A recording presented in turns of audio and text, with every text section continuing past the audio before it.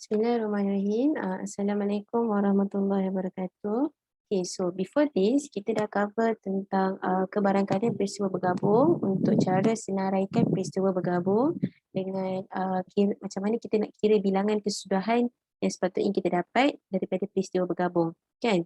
Okay, so basically dalam kes ini, kita akan kira macam mana kita akan cover dua subtopik which are peristiwa bersandar dan peristiwa tak bersandar dengan rumus kebarangkalian peristiwa bergabung. So basically peristiwa bersandar dan tak bersandar tu macam mana kita tentukan sama ada satu-satu peristiwa tu saling bersandaran ataupun tidak. Okay. Untuk yang kedua, rumus kebarangkalian peristiwa bergabung. Sebelum ni kita hanya senaraikan bilangan kesudahan yang sepatutnya kita dapat. Kan? Dalam kes ni kita akan kira kebarangkalian daripada peristiwa bergabung tu. Ada rumus, mengikut rumus dia. Okay, so basically kita tengok dulu untuk the first one. Okay, apa maksud peristiwa bersandar dan peristiwa yang tidak bersandar? Okay, so basically peristiwa bersandar maksud dia dua peristiwa A dan B dikira sebagai peristiwa yang tidak bersandar jika peristiwa A tidak mempengaruhi kejadian di peristiwa B ataupun sebaliknya. Basically kalau kita ada dua peristiwa A dan B, kalau kedua-dua ni tidak mempengaruhi satu sama lain, dikira sebagai peristiwa tidak bersandar. Apa-apa yang berlaku pada peristiwa A ataupun peristiwa yang pertama, jika dia tidak memberi kesan pada peristiwa yang B ataupun peristiwa yang kedua, kita simpulkan bahawa peristiwa A dan B ini saling tidak bersandar kerana peristiwa A tidak mempengaruhi peristiwa B. Macam tu. Untuk tengok yang kedua, ataupun boleh juga disebut bahawa peristiwa A dan B ni dikira bersandar jika kedua-dua peristiwa mempengaruhi satu sama lain. Okay, so basically kalau peristiwa A ataupun peristiwa yang pertama memberi kesan terhadap peristiwa yang B ni, so basically kita boleh simpulkan bahawa peristiwa A dengan B ni saling bersandar. Apa-apa yang berlaku pada A, jika dia memberi kesan untuk peristiwa yang B, kita boleh simpulkan kedua-dua peristiwa ni saling bersandar sebab dipengaruhi antara satu sama lain. Macam tu. Next kita tengok contoh. Okay, so basically contoh ni kita dah go through untuk previous discussion kan. Tapi kita hanya senaraikan bilangan kesudahan. Betul tak? Okay, so kita nak tengok. Ini adalah contoh untuk kita tentukan sama ada peristiwa ni bersandar ataupun tak. Okay, kalau kita tengok kat sini penyelesaian dia dalam kes ni kita ada 3 keping kad kan. Kita ada kad A, I dengan R. Okay, and then ada 2 keping kad kita keluarkan secara rawak satu demi satu tanpa pemulangan. Tanpa pemulangan maksudnya bila first pick kita dah ambil satu kad, any kad lah, A, I ataupun R, kita nak ambil kali kedua tu, kita tak boleh pulangkan balik kad yang pertama kita masuk. Maksudnya contoh, kalau kad pertama tu kita bawa keluar A, kan, A tu stay dekat luar, okay, so tangan kita hanya ambil sama ada kad I ataupun kad R. Macam tu. That's why kesudahan yang kita dapat, let's say kalau kita tengok, let's say kalau first kesudahan kita, first pick kita ialah kad A, kad kedua yang kita boleh ambil hanyalah kad I dan kad R sahaja kan. Kita takkan boleh dapat kad A dan A sebab A tadi dah dekat luar dan kes ni disebut tanpa pemulangan. Maksudnya bila first pick dah ambil satu kad, kita tak boleh pulangkan kad tu untuk kali kedua, untuk second pick. Sama juga let's say kalau first pick kita dah ambil kad I kan, so basically second pick kita hanya boleh dapat kad A dan kad R sahaja kan. Sebab kita tak boleh dapat kad I dan I sebab I tadi kita dah ambil first pick kan, and then kita stay dekat luar. So basically dekat dalam kotak tu hanya tinggal kad A dan R sahaja. So sama juga kita takkan boleh dapat kad I dan I macam tu. Untuk R pula, let's say kalau first pick kita dapat kad R, so basically second pick kita hanya boleh dapat kad A dan kad I sahaja. Kita tak boleh dapat kad R first pick dan kad R juga untuk second pick sebab kad R tu tadi dah letak dekat luar kan. Kes tanpa pemulangan. So basically bila tanpa pulang, dekat dalam kotak tu tadi hanya tinggal 2 kad which are kad A dan kad I sahaja kan. Kalau kita tengok dekat sini, peristiwa A ni bilangan kesudahan dia ialah 3 kan. Maksudnya kita ada kad A, I dengan R. Lepas tu peristiwa yang B ni kesudahannya ialah 2. So maksudnya logiknya kalau untuk peristiwa yang pertama tu kita dah ambil satu kad, Basically untuk peristiwa yang kedua tu hanya tinggal 2 kad je lah. Betul tak? Sebab tanpa pemulangan. Kan? Macam tu.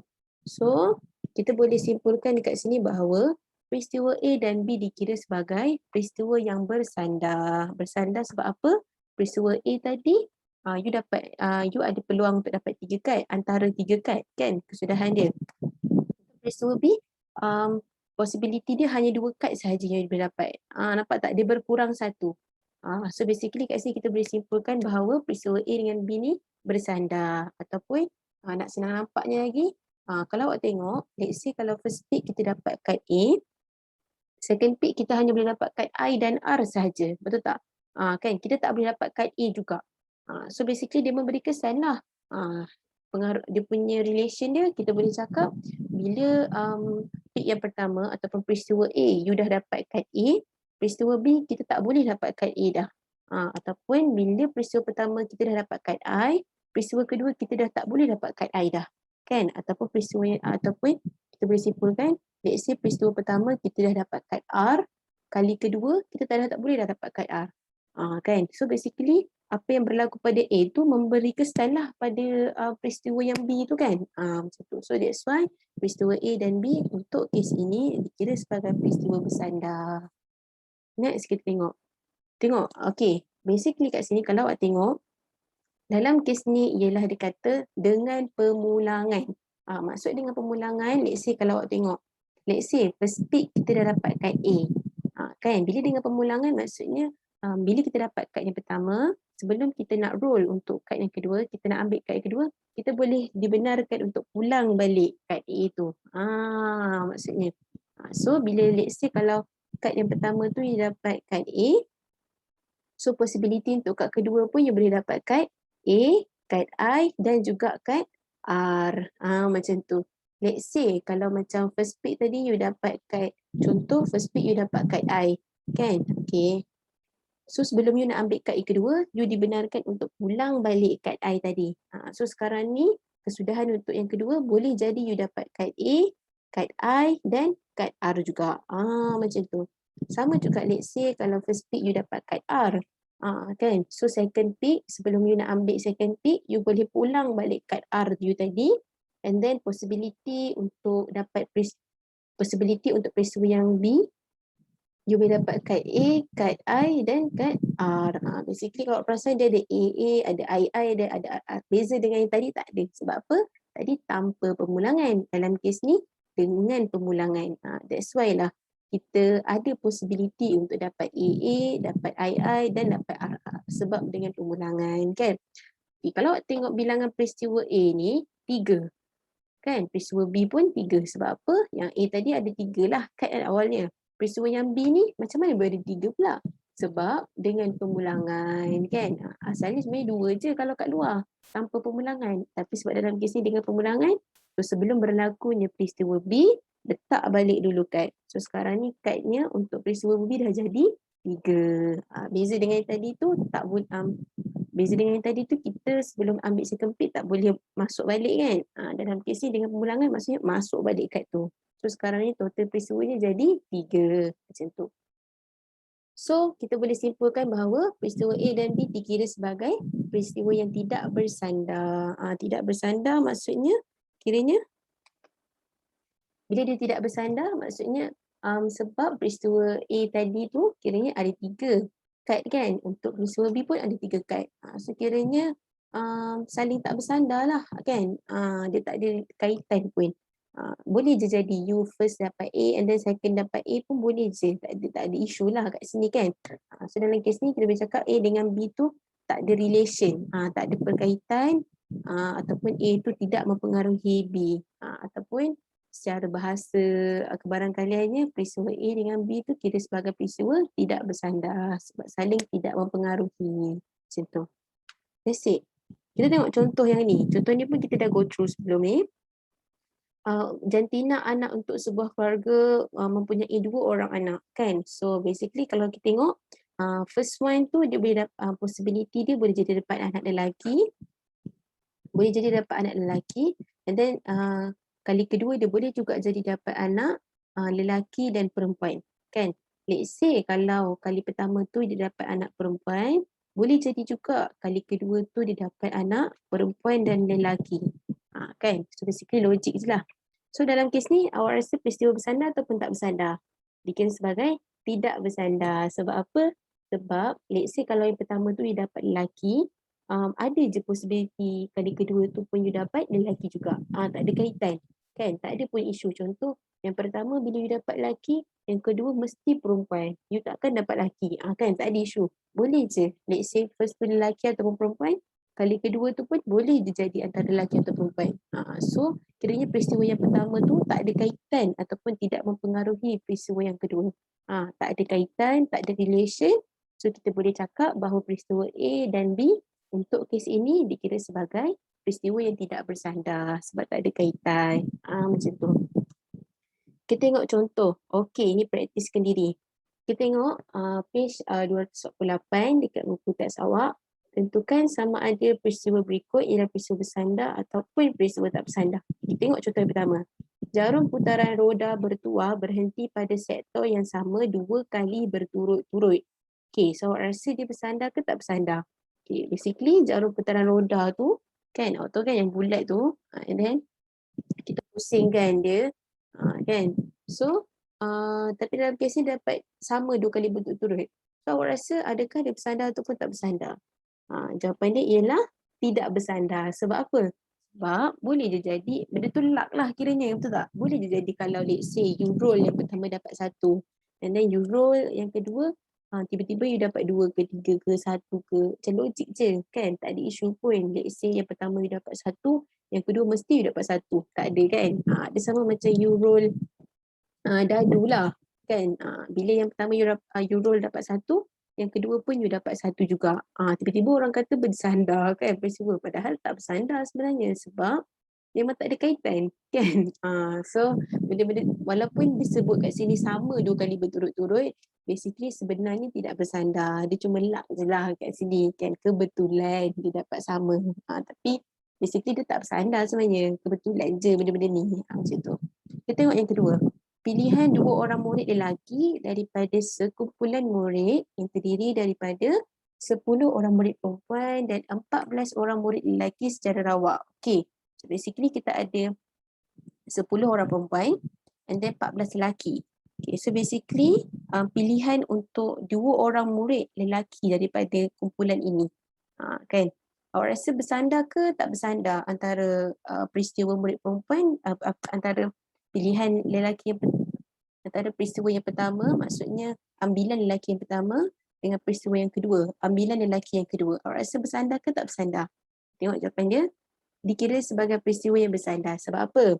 Let's say kalau antara 14 orang lelaki tu kan ada Ali, Abu, Ahmad dan kawan-kawan yang lain lah. Kan? Let's say kalau ambilan pertama tu dah ambil Ali. Logik tak kali kedua dapat Ali? Tak logik, betul tak? So basically kita boleh simpulkan jika kali pertama ataupun pilihan pertama ialah Ali, tak mungkin untuk dapat Ali untuk pilihan yang kedua. Betul tak? Macam tu. Basically dia ada kaitan. Bila ada kaitan ataupun peristiwa A tadi memberi pengaruh kepada peristiwa B, memberi kesan, so kita boleh cakap bahawa peristiwa ini sebagai peristiwa yang bersandar. Ataupun let's say kali pertama you dapat Ahmad.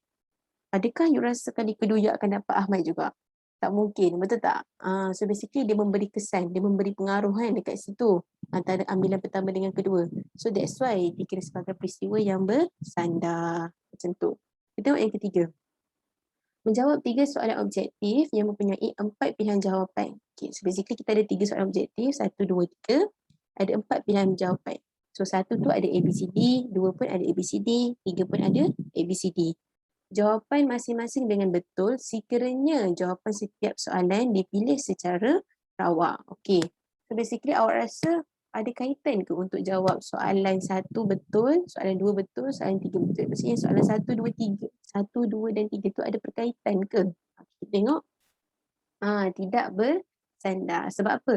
Sebab walaupun katakanlah kalau yang first tu you dapat betul, logik je untuk yang kedua tu you dapat betul ataupun salah juga. Kan? Betul tak? So basically dia tak ada perkaitan pun.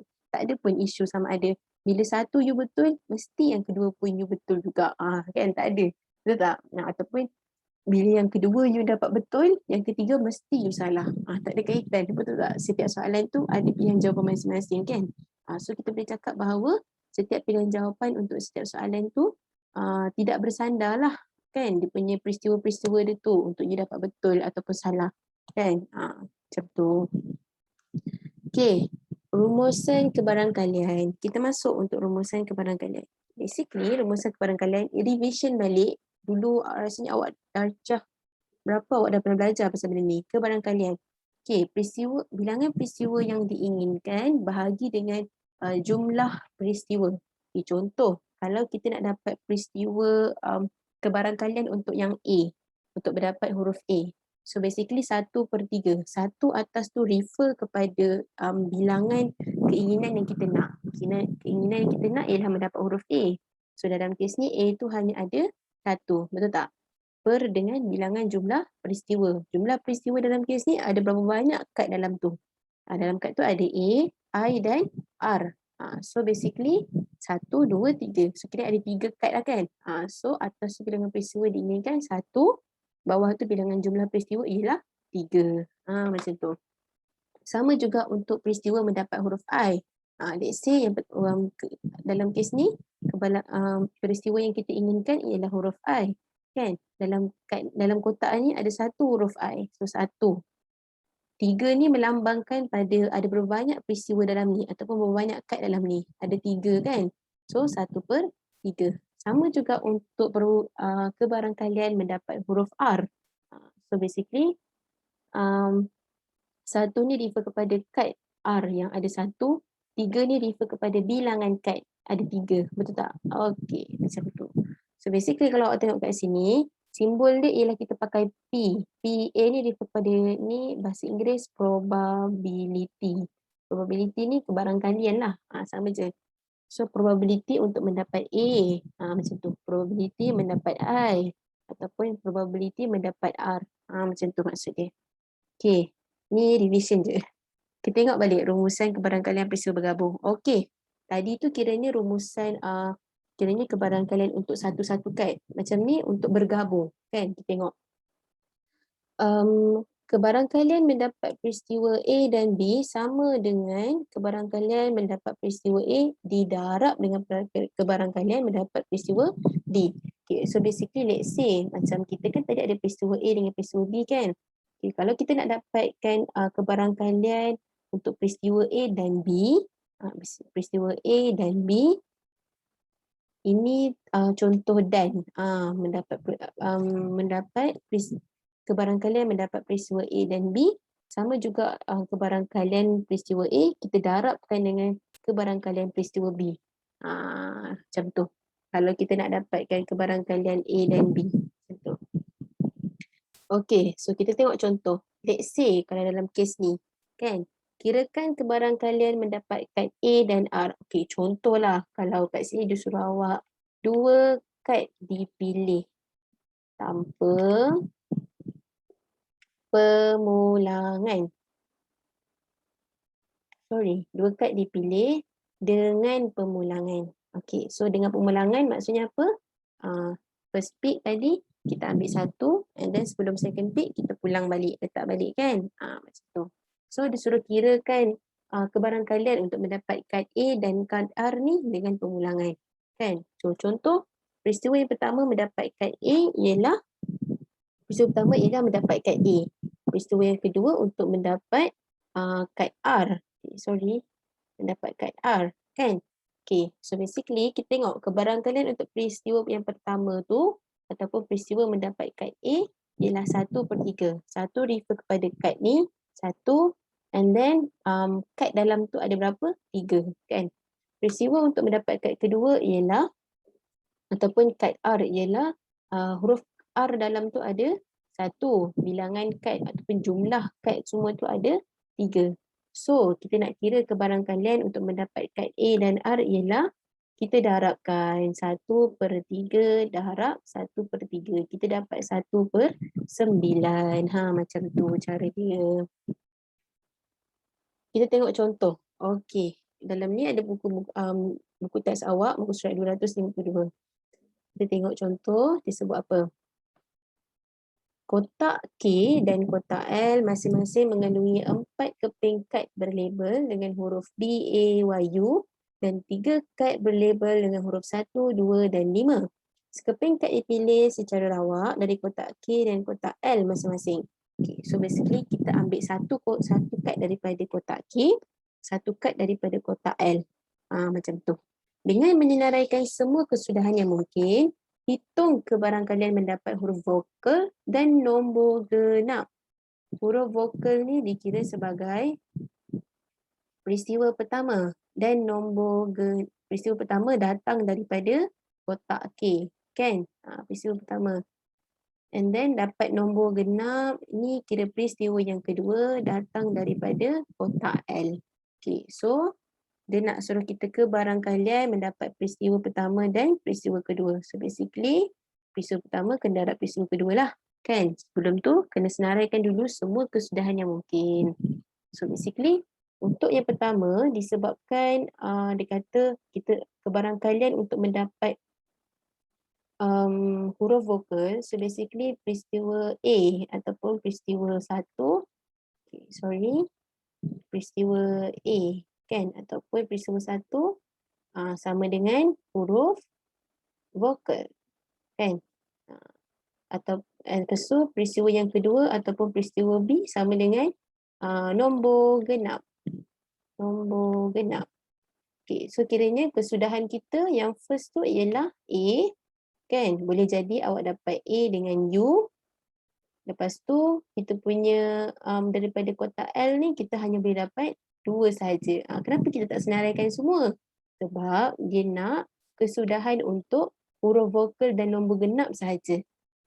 Dia logiknya memang kita boleh je dapat semua kan, matching B dengan 1, B dengan 2, B dengan 5, A dengan 1, 2, 5. Tapi dalam kes ni dia nak kesudahan untuk yang disebut je. Peristiwa yang pertama huruf vokal dan yang kedua nombor genap. Itu saja. So itu je lah yang kita senaraikan. Okay. Next, kita nak kira hitung kebarangkalian mendapat huruf vokal dan nombor genap. Okay. So basically, tengok peristiwa yang pertama tu datang daripada kotak A mendapat huruf vokal. Kan? So kita tengok kat sini, huruf vokal ada berapa dalam ni? Ada A dan U. So that's why kita tulis 2. 4 ni sebab apa? Refer pada jumlah kad dalam kotak ni. B, A, Y, U. Ada 4 kan? So 2/4 ataupun kita mudahkan dapat 1/2. So itu kebarangkalian untuk mendapat huruf vokal daripada kotak K, peristiwa pertama. PV. V kat sini refer pada vokal lah. Boleh je apa-apa pun. Untuk peristiwa yang kedua pula kita tengok daripada kotak L mendapat nombor genap. So kebarangkalian daripada peristiwa kedua ni ataupun probability untuk mendapat nombor genap ni 1/3. 1 ni refer kepada bilangan huruf nombor genap dalam ni ada berapa? 2. Ada 1 je kan? So 1. 3 ni refer kepada bilangan kad dalam ni. Ada 1, 2, 3. So that's why kebarangkalian mendapat nombor genap 1/3. Macam tu. So kita nak hitung kebarangkalian mendapat huruf vokal dan nombor genap. So basically kebarangkalian huruf vokal dan nombor genap kita kena darabkan. So kebarangkalian huruf vokal dan nombor genap ataupun probability yang mendapat V dan ini union, this one refer pada dan, G ialah 1/2, this one darab dengan 1/3, this one, and then kita dapat jawapan 1/6. Macam tu, senang je. So basically cara dia, you kira dulu kebarangkalian peristiwa pertama berapa, kira dulu kebarangkalian peristiwa kedua berapa, and then kita darabkan je dua-dua nombor ni and get the answer. Next, kita tengok contoh kedua. Sebiji dadu yang adil yang mempunyai 4 muka dilabelkan dengan 1, 2, 3, 4. So basically dia ada 4 muka macam piramid tu. 1, 2, 3, 4. Macam itulah. Dadu itu dilambung. 4 muka. Dadu itu dilambung 2 kali dan nombor yang berada di muka bawah dicatat. Okay. Dengan menyenaraikan semua kesudahan yang mungkin, hitung kebarangkalian mendapat kedua-duanya nombor ganjil. Okay, so basically kita ada peristiwa yang pertama nombor ganjil, and then kita ada peristiwa yang kedua pula ialah nombor ganjil juga. Betul tak? Kan? Okay, so dengan menyarankan semua kesudahan yang mungkin, so basically kesudahan kita ialah first tu nombor ganjil, second pun nombor ganjil. Kan? So untuk yang first tu kita boleh dapat 1, 2, 3, 4. Tapi ganjil kita nombor apa je? 1 dengan 3 je kan? So that's why first kita kira 1 dengan 3. So basically first pick kita boleh dapat 1 dengan 3 sahaja. Kan? Untuk kali kedua pula kita boleh dapat nombor ganjil juga iaitu 1 dan 3 juga. Kan? So kali kedua you pun boleh dapat 1, 3 untuk 1, 1, 3 juga untuk 3. Macam tu. First pick boleh dapat 1 dengan 3. Second pick you pun boleh dapat 1 dengan 3 juga. Macam tu cara dia. Okay, so hitung kebarangkalian mendapat kedua-dua nombor ganjil. So tahu dulu, kena tahu dulu peristiwa yang pertama tu apa. Bandingan yang pertama, you mendapat nombor ganjil. So kebarangkalian ni ialah, probability dapat nombor ganjil ialah 2/4. 2 ni refer kepada bilangan nombor ganjil ada berapa. Ada 2 kan kiranya, daripada 1, 2, 3, 4, bilangan dia ialah 3 dengan 4. So ada 2. Total nombor ialah 4. So bila kita mudahkan 1/2. Untuk peristiwa yang kedua pula ataupun bandingan yang kedua, mendapat nombor ganjil pun kira 2/4. Sebab 1, 3, so ada 2 bilangan kan. 4 tu refer pada 1, 2, 3, 4. Ada 4 nombor total kan. Ataupun bila kita mudahkan dapat 1/2. So, kebarangkalian nombor ganjil dan nombor ganjil, PG dan G, probability untuk mendapat G dan mendapat G, ganjil dan ganjil ialah 1/2, this one, darab dengan 1/2, this one. And then kita dapat probability dia ialah 1/4. Macam tu. Senang. Settle untuk sharing session hari ini. So basically untuk next session kita akan cover lagi with the same topic but different subtopic. So basically this one can be 2, 3, 4 dan lebih peristiwa sebenarnya. Boleh je jadi. So kalau awak perasan this one refer pada peristiwa pertama darab dengan pada peristiwa kedua and then dapat. Let's say kalau dibagi awak sampai 4 ataupun 5 peristiwa ke apa, so sama je, peristiwa pertama darab dengan peristiwa kedua, darab dengan peristiwa ketiga, darab peristiwa keempat, macam tu. So boleh je lah ada berapa banyak peristiwa pun sebenarnya. So macam tu, okay. So itu je untuk sharing session hari ini. Bye, Assalamualaikum. Thank you.